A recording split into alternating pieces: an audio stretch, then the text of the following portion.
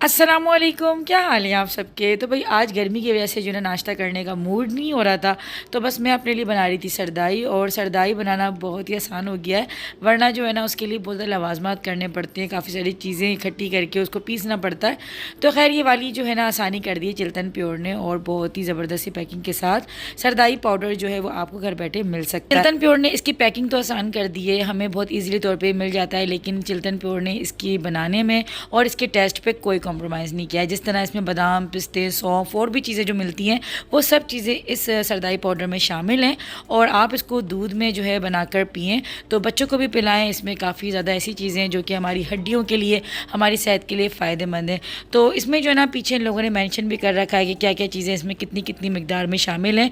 तो मैं थोड़ी बहुत आपको बता देती हूँ कि इसमें विटामिन B1, विटामिन B2 और विटामिन E और फॉलिक एसिड वगैरह जो है सब शामिल है। और सबसे अच्छी बात है कि इसमें कैल्शियम की मिकदार 60% से भी ज़्यादा, हमारी हड्डियों को जो है ये मजबूत करता है। अच्छा, इसको ज़्यादा टेस्ट देने के लिए और अच्छा बनाने के लिए आप इसमें चीनी या फिर शहद का इस्तेमाल कर सकते हैं।